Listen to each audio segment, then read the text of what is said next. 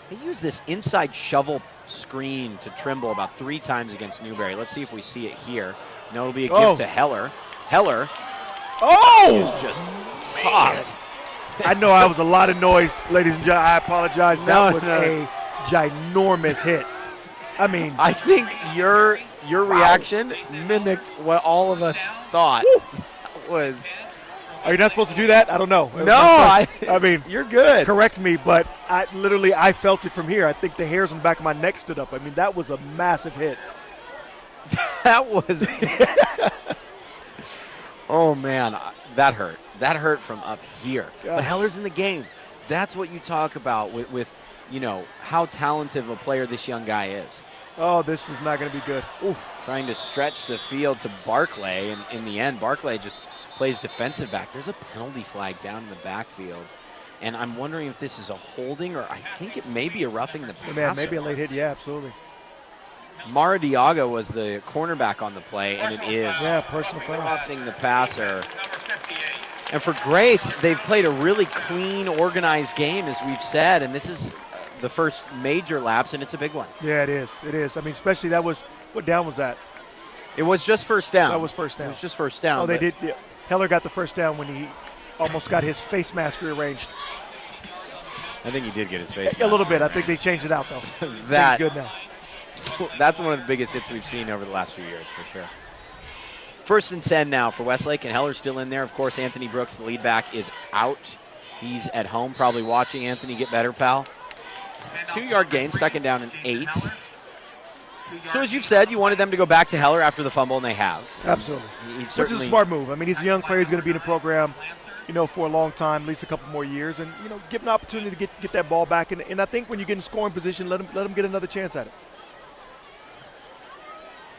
Carner, the receiver, set to the far side. And here is another fumble. And another fumble. And it's recovered again by Grace. It was Nolan Brooks, his first carry of the game.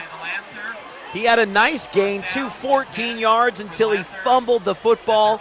The second fumble inside the 25-yard line in the last 5 minutes of game time for Westlake. Ouch, that hurts. That hurts. I mean, those are 2 fumbles that can lead to scores. That's tough. And that's what happens when your starting running back is out with the flu. Yeah, I definitely think Henny's going to have a lot to talk about when they watch film, regardless of the score of this game or the outcome. This kid's open. Now stretching the field. That's caught inside the 40-yard line. It is who else but Noah Bean, the star for Grace Brethren, with a big play, and we said how important the first 2 drives of the game would be. The Lancers can turn this game upside down with another 40 yards. I mean, it's tough. I'm watching this kid play one-on-one, and listen, the corner might be talented, but Noah Bean is a special athlete, and they have no safety helping them. It's almost like a cover 0 almost. I mean, they're really playing this kid one-on-one. And a decent gain from Kanan Chandler. Bumps into his own man, still picks up good chunk of yardage. We'll call it 7. There it is, another positive gain on first down, and 2nd and 3. 2nd and 4, I'm sorry. Give them 6. They're doing a great job of managing the clock. Really good. And this is a drive, again, for either side, where you really wanted to set a tempo and to get control of the game. Yeah. If Grace goes in front here, I know that's an obvious statement, but they've grabbed control. Well, especially off of a fumble, right? Like, it just, kind of takes the winds out of your sail for Westlake, and then Grace goes down to score. I mean, that's a tough one. That's a tough way to get it. Bit of a busted play. Jules thought the handoff was going to his right. It went to his left. 3rd down and 3, although for all intents and purposes, Grace Brethren has 2 plays to pick up a first down, you would think. Yeah, no doubt. They're going for it. So, 3rd and 10, 8.5 minutes to go. And they'll give it to Chandler. Counter, Chandler great play. Has the first down. Who was the best running back you'd say you ever played with? Are we talking ever? Yeah, that you played with, that was on your team. Off just the top of my head, and when I say it, it's going to be pretty obvious, but Terrell Davis. Right. Yeah. I forget. Yeah. You seem much younger than that. You're very youthful. Yeah, You know. I but- would say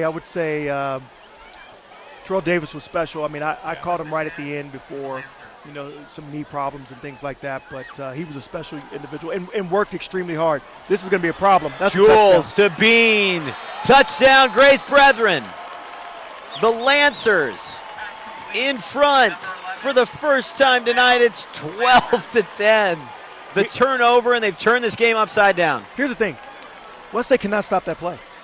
That kid on the go route, one-on-one coverage, no safety help, no nothing, is a problem. They could run that all day and rack up another 40 points. Well, I think one of the challenges is if you're going to double him, you open up a lot in that run game. Then it's blocker for blocker as this PAT is up and through. I should say blocker for defender. And that's 9-on-9, and that creates some challenges. It is just very dangerous to play almost a cover zero against a receiver that talented. It's tough, and you put a lot of pressure on your corners to cover a kid who's that talented. I mean, it's a tough one. And I think at this point now, I would bet you're going to see that go route another 5 times in this game. And if you don't, then I'm not saying anything bad about the coach, but, I mean, why would you not continue to do it? Keep running it. Absolutely. We didn't see it as much in the first half, though, really. No, and now when it's kind of going, I mean, it's literally covers. There's no safety help. All he has to beat is one guy, and as big and as strong as he is, I mean, the last play he almost just ran into the corner, pushed him down, and scored a touchdown. I mean, he's too big and strong to have one-on-one coverage. It's a really elite young player, Noah Bean. I wish I had that in high school. You did, bud. Just no safety help, no nothing. Oh, I thought you were talking about athletic ability, and I was. Oh yeah. And you talk about giving the ball back to the guy who made a bit of an error, Nolan Brooks, with a great return up to the 35-yard line. I'm wondering if this is going to establish the tempo now. Westlake has shown they can move the ball. Yep, absolutely. And I would be a bit surprised if they didn't march down the field and score. Yeah. Yeah, and they need it. I think they need to kind of get back in rhythm.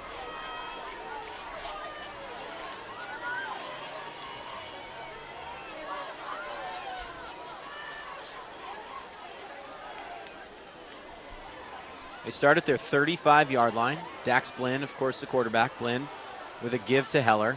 He's going to break one of them, too, by the way. I mean, Heller hasn't had – I can't remember if he's had any negative runs, right? I mean, he's getting at least 1 yard every time, and then, there's no tackles for loss, which is great. I wonder if they can even see him behind that line. And that sounds absolutely terrible, but really he's kind of able to kind of squeeze in and out of the line and make great plays. I mean, here we go. Here is Heller. Hold on the ball. Heller tries to go up over the top. Listen, what did Shannon Sharp tell me? You have got to know when the journey's over. I know when the journey's over. That journey should have been over. I mean, long God before. Bless Heller, who is 5'7" on the roster. Let's go with, let's just pretend they gave him an inch and he's 5'6". There's no He shot. just tried to jump over someone.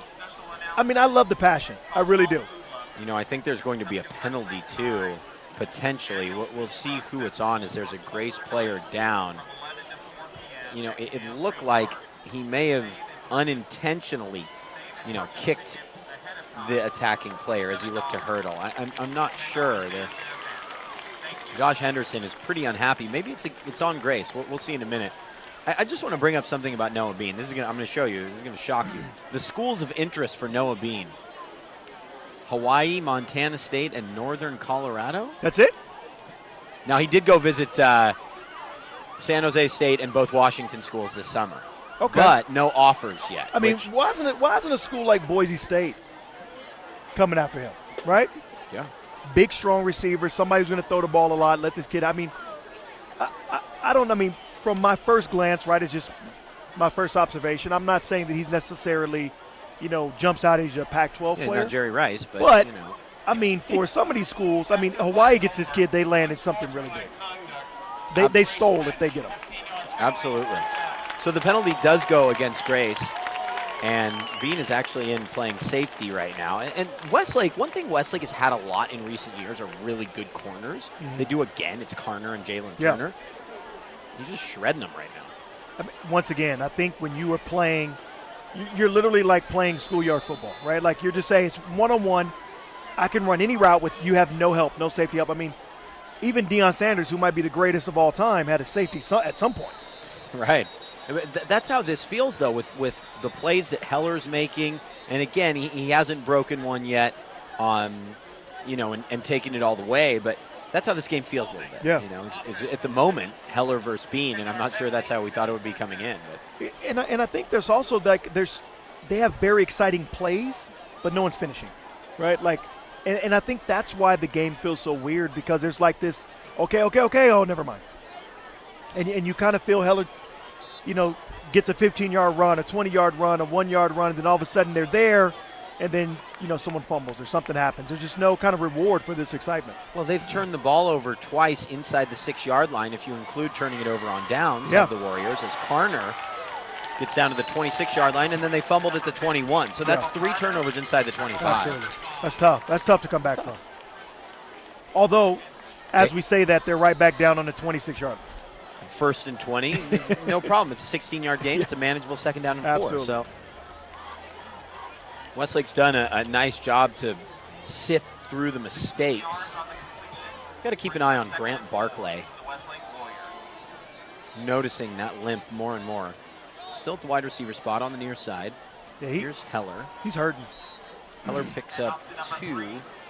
3rd down and 2. If they were stopped short, this would be a really interesting decision. Westlake's been known for their kicking game a lot in recent years, and you wonder if they would go for the tie or potentially go for a 1st down on, let's say, 4th and 2 or 4th and 1. Have to see what happens here. The way they've been moving the ball, I got to believe that they're going to get the 1st down. 3rd and 2. Play fake. That might be PI. Throwing, Absolutely. it's holding penalty. The ball is intercepted, but very clearly. That's either pass interference or holding penalty, and it'll be a 1st down for Westlake. I love how the corner for Grace pretends he has absolutely no clue that he would just call for pass interference and celebrates with the safety who got a pick. What? What are you talking about? I love it. Now, of course, that said, there is a wide receiver in the booth with me right now. I'm just saying, like, it was clear. I mean, it was like he almost put his uniform on, and then all of a sudden he has absolutely no clue. It was an extremely blatant holding penalty. There's no other way to put it. I guess he was just trying to ignore it. I get it. So it is pass interference. The penalty's half the distance to the goal. It will be a 12-yard penalty exactly. The chain gang is just completely confused in terms of where to go.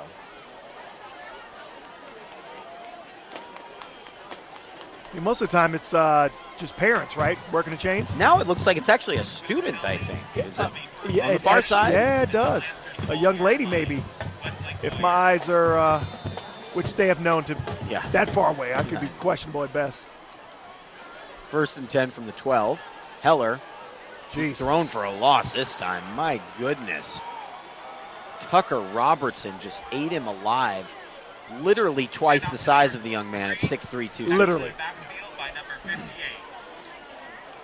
I'm glad you're friends with Heller, and you coached him so we can be so. But listen, he's always been, the vast majority of the time, he's always been the best player on the field, right? So, and the fact of the matter is, he's taking some licks, he's taking some hits, he's thrown behind the receiver. He looks like the 2nd best player on the field tonight.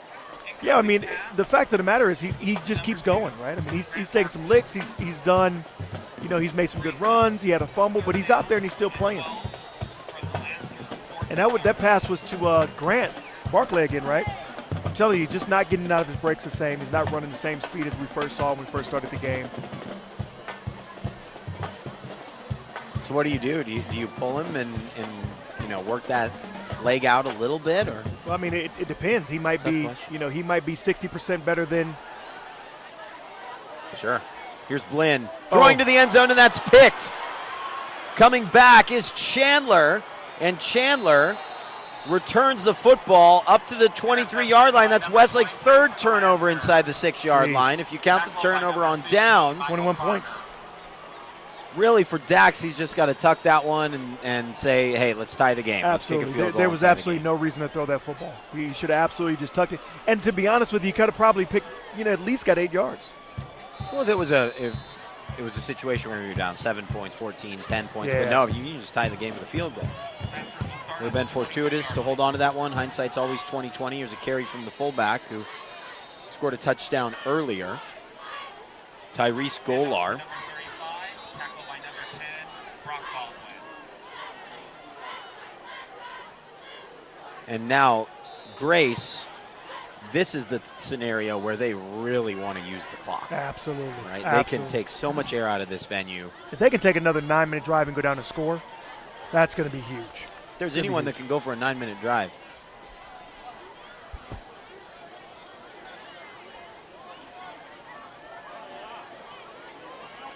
I remember a bowl game I went to once in San Francisco. It was a terrible game, but Navy won the game on a 19-minute drive, and that's the type of it was like 22 plays, 96 minutes? 22 plays, 96 yards, 19 minutes. Yeah, it started with like 5 minutes Oh, left in the my third quarter, gosh. and it finished with it was absurd. But that's First of Navy all- football, right? But how boring was that to watch? That was terrible. I mean, who really wants to see that? It's terrible. Coaches probably think he's a genius. Terrible football. Just the coach was Paul Johnson. Actually, it was weird. The second time we referenced Georgia Tech coach. Oh, he didn't get the first down. Oh, I think he got Oh, a really that favorable was- spot on the oh. far side. They're giving him They are giving it to him. no. Yeah, they are going to give him the first down, but that was a really favorable spot, don't you think? Yeah, I think so. I think he tried to jump in the air, and one of the linebackers from Westlake caught him in the air and kind of drove him back. It's been an off and on night for the Grace running game, right? Yeah. Like there have been some strong moments, but at the same time, Westlake is getting a decent amount of penetration up front. Let me see here. I'm going to say the go route's coming. I don't know if it's this play, but at some point, there's literally, well, now there's a safety. There you go. And there's the go route. Why not? Oh, but Throw now it there's up. 3 guys on him. So Triple coverage. that's a little bit different. But you had to know it was coming. You had to. Nolan Brooks, Michael Carner, and Tyler Van Moring. So And they actually waved me down to cover him, too. I mean, it was getting that carried away. wow, triple coverage on Bean. They've learned from their mistakes, the Westlake Warriors. Absolutely. That's one thing that I'll say for Coach Henney. To me, he is one of the best play callers I've ever seen in the county. He Yeah. just thinks about the game at a really advanced level. Absolutely. Here is a give and a lot of room to run on the left side for Aaron Morris. Morris with his 13th carry of the year. That'll take him Right to midfield, 49. Yeah. And nearly 100 yards now on the season for the senior Morris. Big run for Grace. Great run. Great run. And they are back in Westlake territory. I'd love to see the yardage totals right now for both teams. It seems like there's probably like 500 yards combined in this Yeah. game, and we've got 3 A touchdowns. very low score. Absolutely.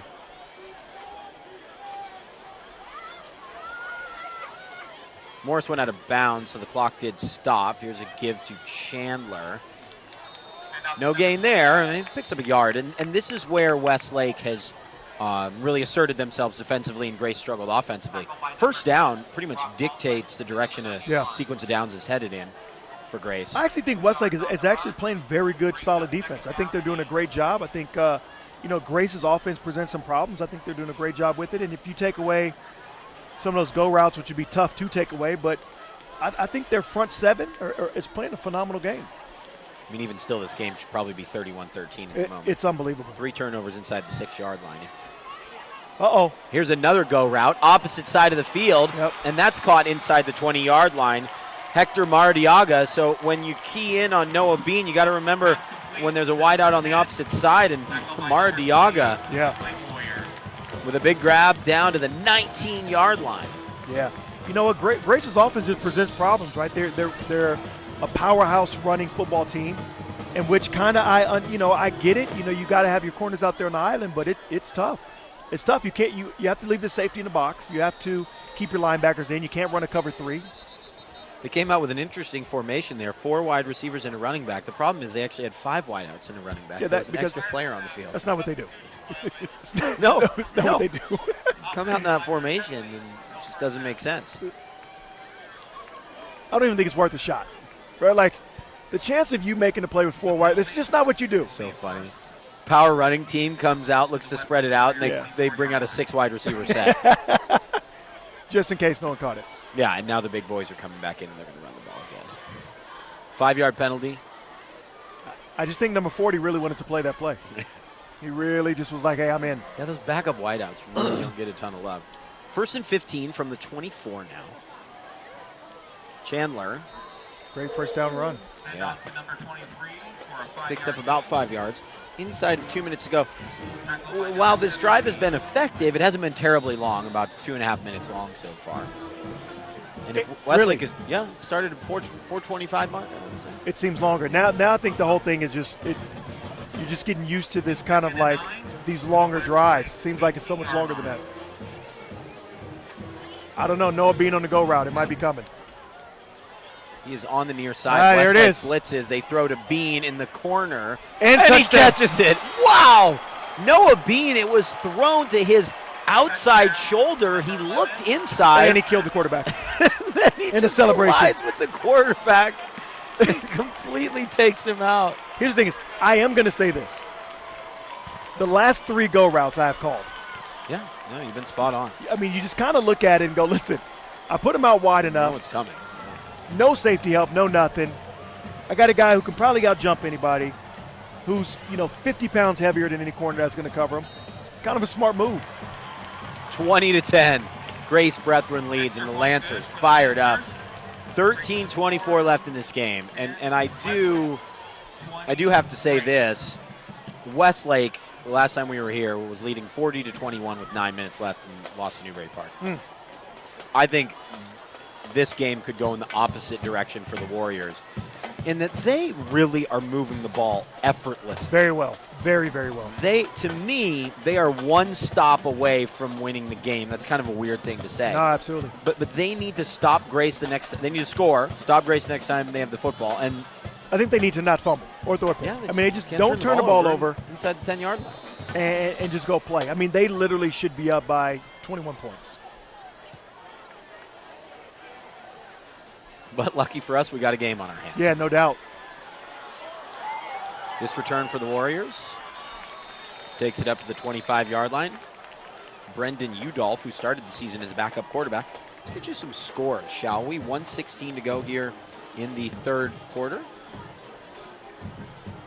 What's that Crenshaw score? I'll get you that in just a sec. St. Bonaventure leads Paraclete 14-7. Nordhoff 13. San Marcos 7. Wainimi is down 30 to Dos Pueblos, so they're going to fall to 5-1. Moore Park over Royal 31-7. 21-3 Buena with an ideal result against Rio Mesa to get ready for next week's showdown with Ventura. Here's This play's got some legs. from Westlake. This play's got some Here's legs. Udolph. Udolph beyond midfield. Udolph tackled down at the 43-yard line. And just like that, one play, and the Warriors are already into Grace territory.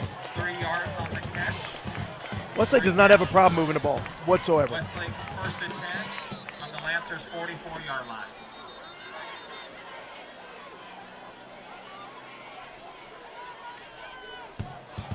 Pacifica 34, Santa Barbara 13 at the half. Simi Valley 6, Channel Islands 3 also at the break. I'm trying to find that Oxnard score for you, man. Newbury Park 45, Gardena nothing. Gardena, unbelievable. At halftime, Oxnard 27, Crenshaw 7. What was the Calabasas score? Did we get a Calabasas? 21-6 Valencia leading at halftime. Really? Yeah. Robert Garrett, head coach at Crenshaw. That is one of the great characters in high school Absolutely. football. I think that's a backward telling pass you in right a now live that- football, and it's scooped up by Grace. Another turnover from Westlake. Boy, they've lived on the edge with those, I thought swing I passes. thought the last one was a fumble too. Recovery for the Lancers. 1st and 10. for I the would say Lancers. that, and the receivers don't seem to be going towards the ball, right? The receivers are kind of staying back when I know for sure Coach Heaney is telling them they gotta cross a line where the quarterback's throwing the ball. And when it's in question if it's a backward pass, there's a bit of a lackadaisical attitude in terms of going and picking it up.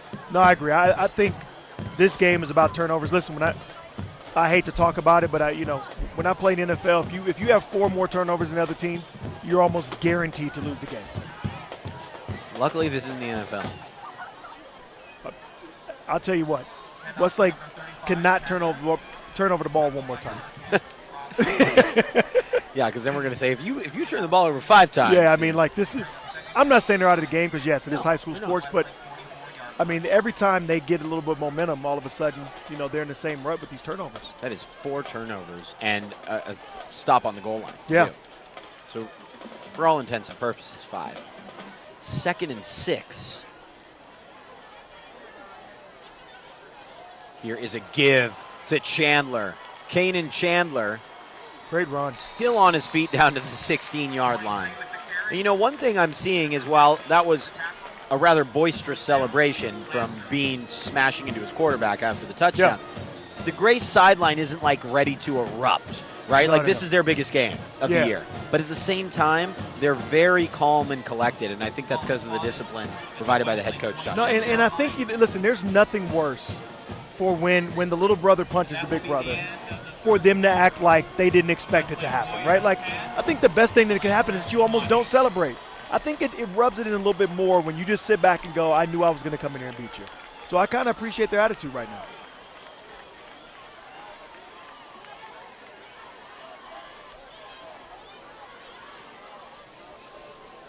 So we head to the 4th quarter here.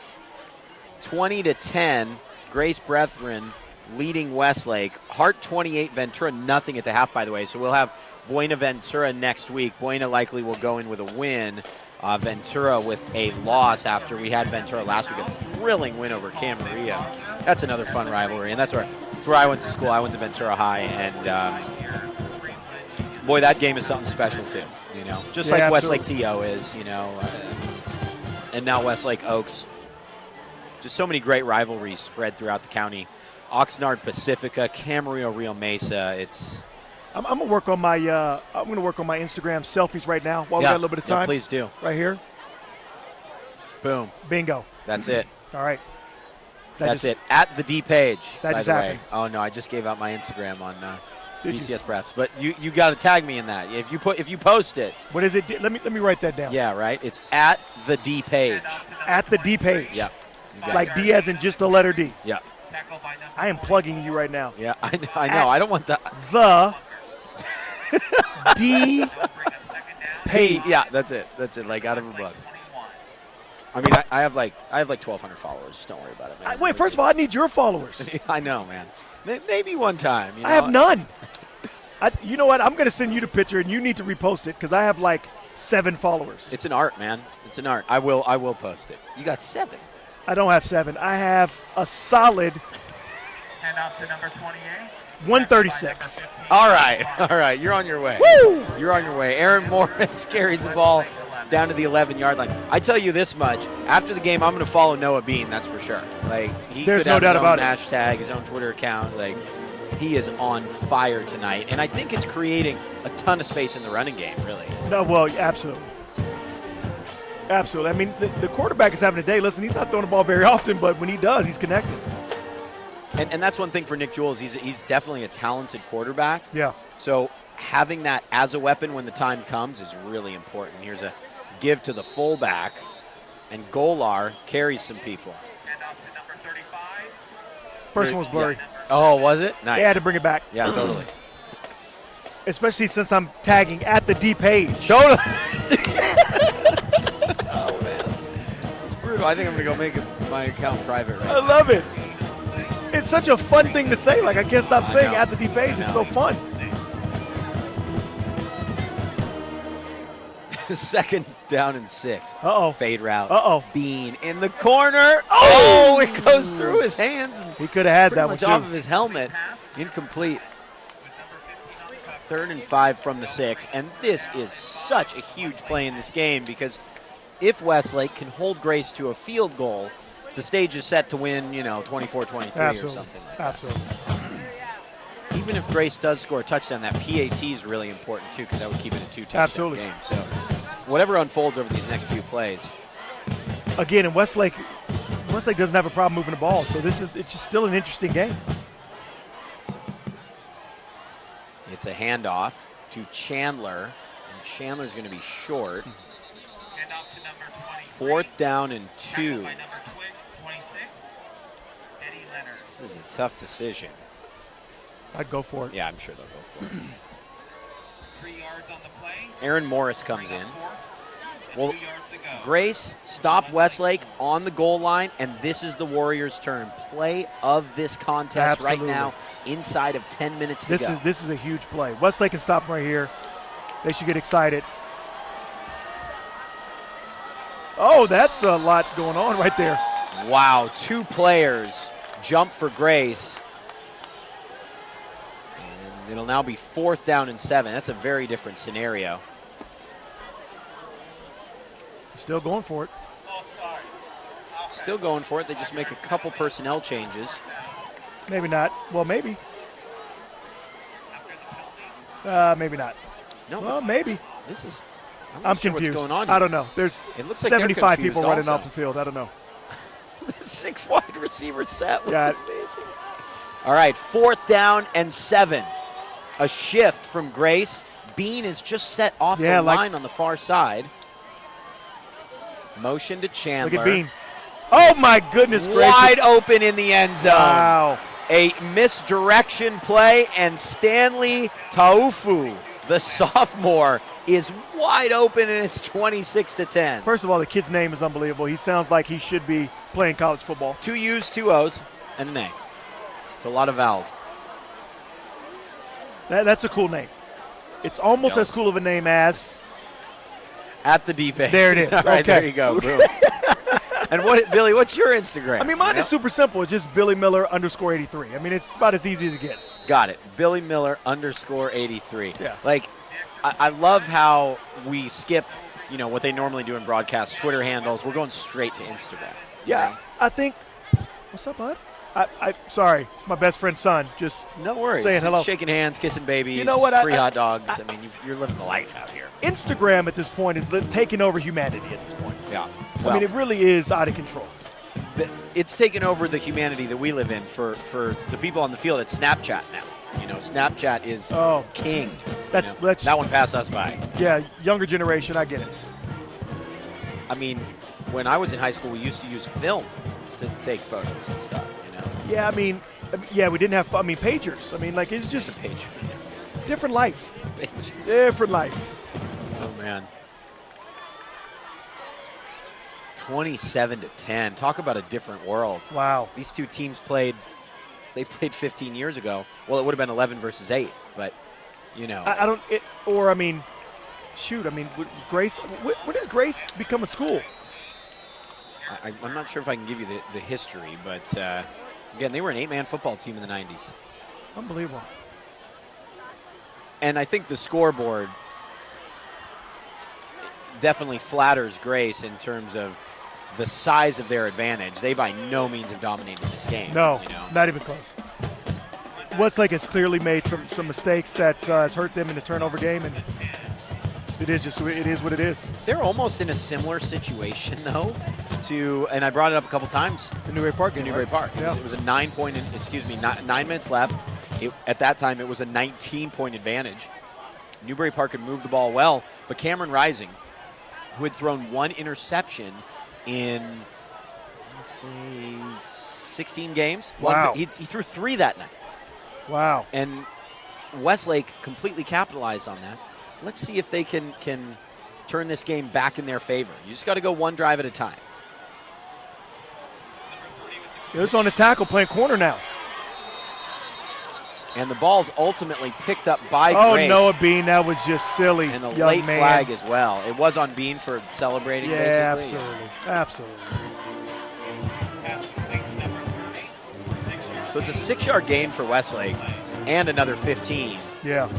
And those are the plays where you say you're just giving yards away to a team that's already moved the Yeah, ball and well. you're up by 17. The ball's back, inside the 25. That was just silly. Sportsmanlike conduct, defense, number 11, 15-yard penalty. 27-13 Oxnard over Crenshaw at the end of 3. Newbury Park 52-7.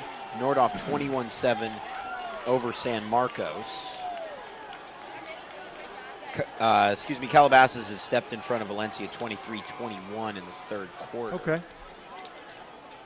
1st and 10 from the 41 for Westlake. They need a touchdown.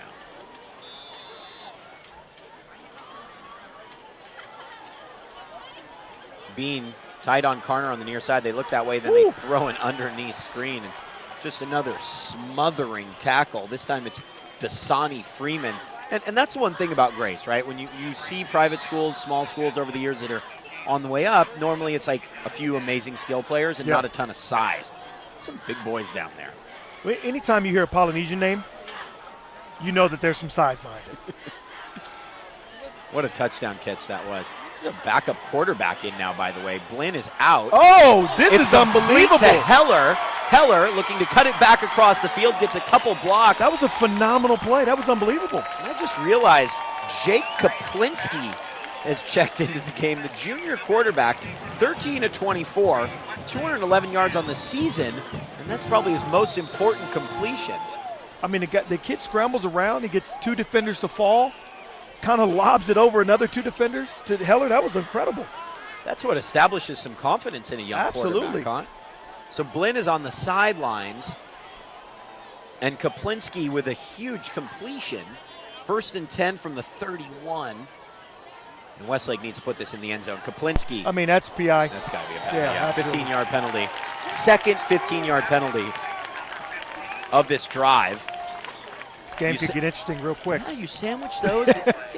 the Warriors are going to need to score immediately, obviously. Absolutely. Just get a stop. Just get one stop. Yeah. What Westlake did against Newbury, though, is they went into a bit of a protection style offense. Yeah. They started playing not to lose. Yep. Stop that never throwing works. The football. It never works. Never works. This is just such a momentum-based sport. Absolutely. And emotional, right? Like, you take the emotion out of it. You take that, and like you said, we talked about that killer attitude early. All of a sudden, you tell the kids, don't. Hey, we're gonna wait it out. I think the best thing to do is not run up the score and unsportsmanlike, but keep doing what got you there. Here's Kaplinski at the quarterback spot. I didn't think we'd say that starting tonight. An inside screen. Set it up well for the young man, Carner, with plenty of blockers. Inside the 5, and Carner's down at the 2-yard line. 1st and goal for the Warriors. I would really start running a hurry up now almost. Just absolutely put the ball in as Cameron Trimble comes in. 27-10. 3 timeouts left for Westlake, too. Got plenty of time. Plenty of time. They just have to get that stop you've been talking about. That first set of downs is just going to be so crucial. Here's Kaplinski. There's a give. And there is a touchdown. It is Nolan Brooks. So Nathan Brooks, the junior running back, is out sick. Nolan Brooks scores. It's 27-16. Looks like coach is going for 2. Not entirely sure why. It may just be a confidence piece, that you want to instill a bigger belief in your team. Okay. I don't think 27-18 does too much. And now they're going to make a change and kick the PAT. Okay. No? No. Okay. A lot of confusion out there. They're going for it. If there is a potential delay of game, I would just take it. No? Oh, that's a lot going on right here. Coach Henney takes the timeout. And I don't understand any of that. I'm a little bit confused myself. You've seen a lot more high school games than me, but the fact of the matter is you're going for 2 at a time, and I don't think you really need it. And then you waste a timeout. Well, why not in that situation just let the clock run out and take the field goal? Yep. Because that 2 points is not going to matter that much right this second. Interesting decision. 27-16 with 7:25 to go in this game. 2 timeouts left for Westlake. With that running game, Grace is just a few first downs away from winning this game. But you have to make it hard on them. You have to And here's the thing: is as weird as it sounds, you almost got to force them to throw the ball. They've done a great job of it, but you got to force Grace to throw the ball. You got to put 9 in the box and force him to throw it, and hope your corner comes up with a couple big plays. It's all about that first down play, like we talked about, right? Absolutely.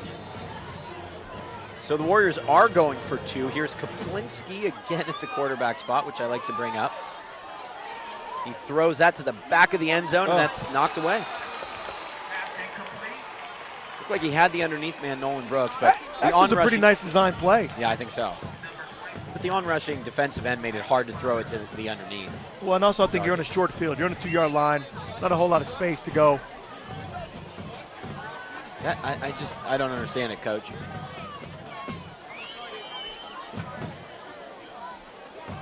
Well, this game just keeps getting more interesting and interesting, I guess. It's just a weird game. Weird game. 30-21 Calabasas. 1:42 left in the third quarter.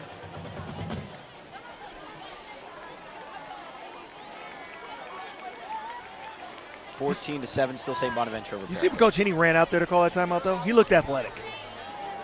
I mean, he was moving. I mean, he was running at least a 5.2 40. He looked extremely athletic right there. Oh, man.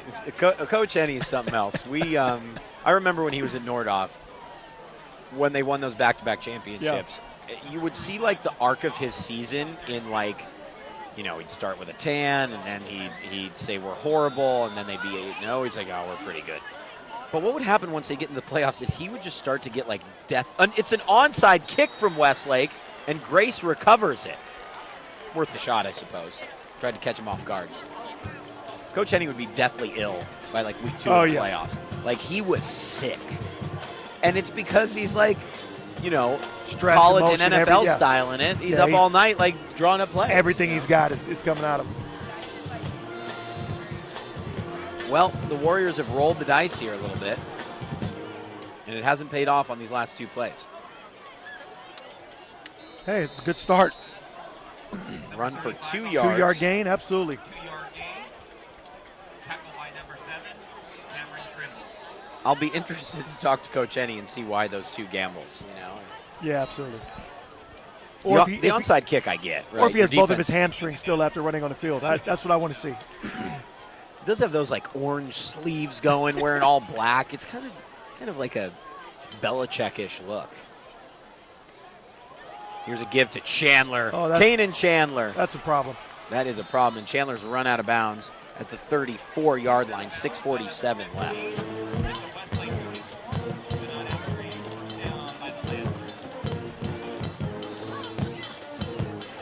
35-3 Buena.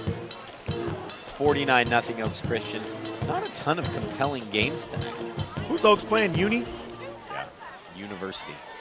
Oh, yes, yeah. Short it up to Uni. That's it's interesting. I thought that game would be at 107-0. Yeah, it probably could. Here's another give to the fullback. 35 with the carry. 4-yard gain. That's Tyrese Golar, the senior. Tackle by number 1. A lot of seniors on this Grace team. A lot of sophomores and freshmen on this Westlake team. We said we'd talk about it. 4 yards on the play. We'll bring up 2nd and 6. I'm just counting right now. 5 freshmen, 7 sophomores. Wow. That's a young group. That is a young group. 2nd and 6 from the 30. Grace just running the clock all the way down, basically. So give to Kanan Chandler, and Kanan Chandler cuts that 23 with the carry. upfield. And it's tackled down at the 21-yard line. I think we see now they kick the onside, right? I mean, Coach Henney doesn't have a ton of faith in his team's ability to stop this running game. Yeah. And I understand why. Down. Yeah. I mean, Grace's offense, for what it's trying to do, has been very successful. Very effective. They don't have a lot of points. I mean, they have 27 points, but they're not, they didn't run up 40 points, but their offense is very effective. And like you said, first down plays, I mean, they got to be averaging at least 5 yards a pop. And I think just the one turnover late in the first half. Yeah. There's Chandler, Kanan Chandler. Well, that's what Westlake would like right now.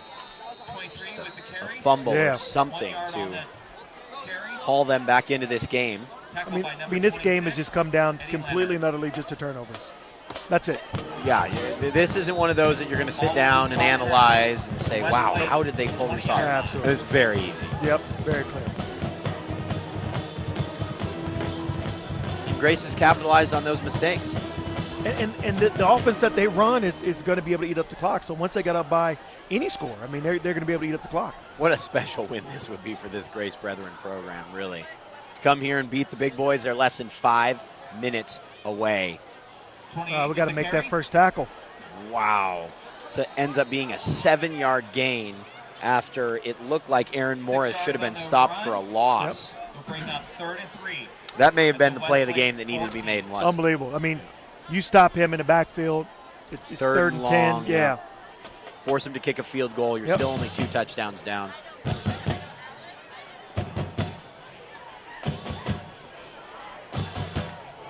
Third and 3.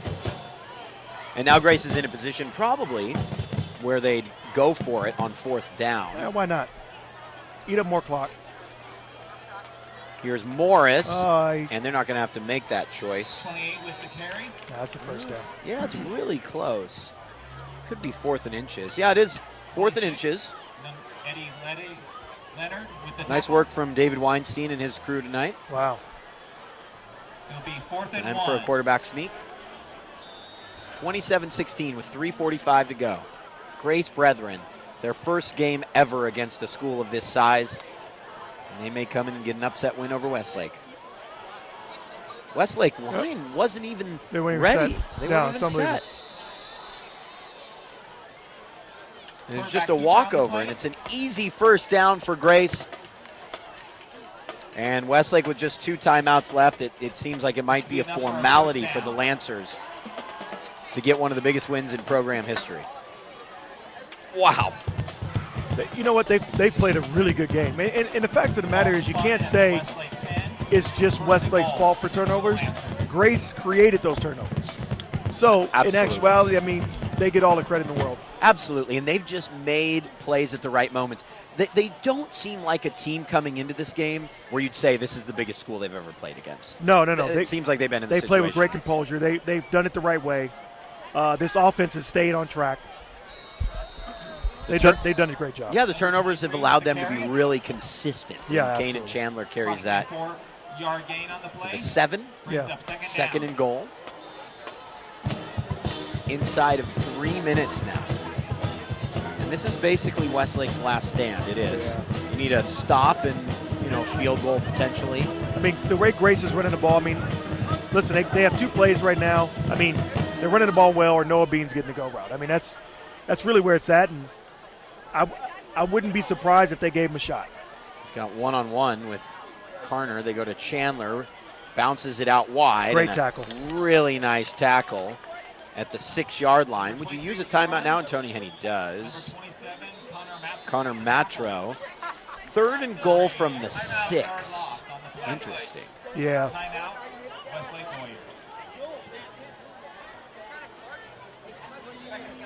Well, it really has been a momentous night, most likely, for Grace. Absolutely. For Westlake, I mean, this sort of disappointment has just become commonplace this season, right? It's just been a tough year for a lot of these players. And boy, Moore Park last week, just an absolute nail-biter down to the wire. Yeah. Newberry, a tough game. It's something that we don't see very often from Westlake football. Yeah. And we probably won't see again for a while from Westlake football. I think it's partially because of the schedule. One of the top teams in Texas, Santa Margarita, Calabasas, St. Bonaventure, and Oaks. I mean, that's... You sound like how I try to defend USC right now. That's a whole nother story. You're defending? You're I'm defending us? I'm trying to defend. I mean, if not, then, I mean, I don't even know what to do with that school right now. That's a whole so other, now both a whole of other 3-hour both of my broadcast. alumni right now, Yeah. USC and Westlake. Okay, we'll get it together. Hey, at least you've got the Browns. Got Josh Gordon. Oh, God. So Westlake uses their final timeout. It's 4th and goal from the 2. So, yeah, what's the team you identify closest with? Is it the Saints? You were there a long time. It's tough. You know what? They're also 0-3, by the way. So everything that I like is terrible right now. I would say probably the Saints because of the close bond that I have with, some of those players like Drew Brees, the godfather of my kids. So it's tough not to root for them. But also have a very strong tie to the Texans. It was kind of where my career kind of took off. I scored the first touchdown in Texans history there. Right.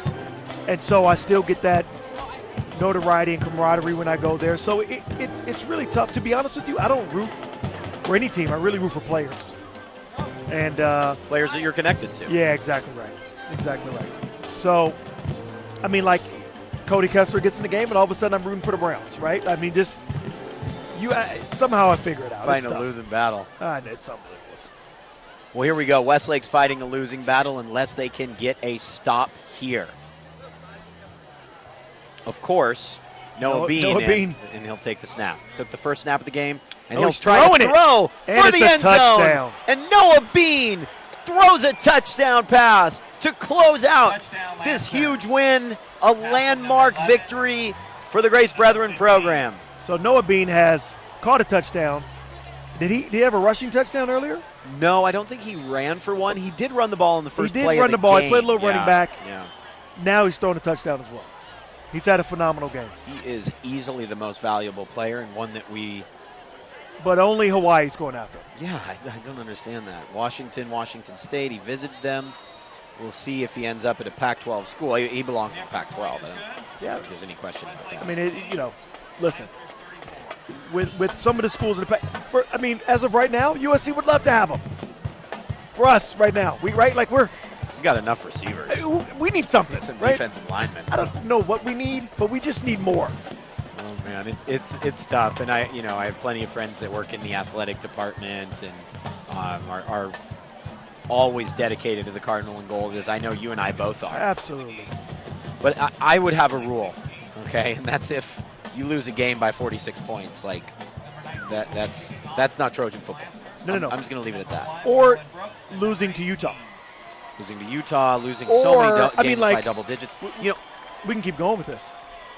I mean, you went to a Rose Bowl. You played in the Rose Bowl, but the next year with John Robinson as your coach, you guys were terrible. Yeah, but you didn't lose a game by 20 points. Nor did I ever lose 3 games in a row. No. Ever. It just didn't happen. And we were awful. No, it didn't happen. That year under Robo was a tough year. We had Paul Hackett as a coach, for God's sake. Oh, you played for Paul Hackett. Oh, I played for Paul. So you played against Drew Brees in his opening game when Carson came in. You have a great memory. I did play against him, and I won. Only about USC football, do I? And I won. I just keep reminding him that. 27-17, by the way. And everybody passed out. It was so hot that game. Yeah. It was over 100 degrees on the field. It was I remember cheerleaders, band members, fans, parents. Everyone was just it was like a Michael Jackson concert. They were just getting carried down from the stands. It was unbelievable. It's one of the hottest games I've ever seen. It was terrible. It was funny. I was watching a game last year, I want to say, and it was Arizona against New Orleans. And I said to myself, I've seen these two quarterbacks play against each other. It was at the Coliseum in 1998 when Brees and Carson Palmer. I love it. Went head to head, man. Well, this has been fun, Billy. It's been great having you in the booth. We'd love to have you sometime down the road, maybe for an Oaks game or something like that. And, I had a phenomenal time. We appreciate sharing your stories and experiences, and as much as you've gone and seen and been a part of in America's game over the years, your affinity for the game here locally is so evident. Yeah. And there we go. Nice. You like that? Yeah. Do I need to put at? I don't think so. Just hit search right there. Let's go. Bam. There you go. Boom. That's it. Right there. I need to change my Boom goes the Instagram dynamite. name. Like because, something flashy. The D page is just killing Billy Miller _ Then 83. you need a hashtag too. You need something that says like Billy's the man. Yeah, which I don't have. Yeah, we'll talk about that off air. Okay, I'll introduce you. I'll introduce you to my hashtag. Westlake 42. Well, it's pretty much global at this stage. I love it. It's global. I named my cat after my hashtag. Okay. That's it. What's your cat's name? Summer. Summer of DuPage. That's the Summer of DuPage. yeah, we'll get into that. It's like a 70s disco movie. Oh my gosh. Well, this has been fun, man. Oh boy. Penalty flags down. When you look at this Westlake team and you look ahead to next year, this is an improved football team, right? Like, no matter what the schedule is, I think this is an improved football team. You're talking about Westlake next year? Yes, Westlake next year. I mean, it has to be. They're young, right? So those guys have a little bit more experience, and they have to be better. I mean, it's once again, this has absolutely nothing to do with Coach Henry, right? I think so. Watching this game, this is not a coaching thing that happened today. He's calling the right plays. They're moving the ball. They're doing everything right, and then you get a turnover by, it's not bad play calling. It's not bad coaching, right? It's just kids had a mistake at the wrong time. And hopefully the Westlake faithful don't, completely take this out on Coach Henny. It's just a bit of a down year. Listen, you can't, right? If you just watch the game, you can't do it. I mean, you just have to understand what it is.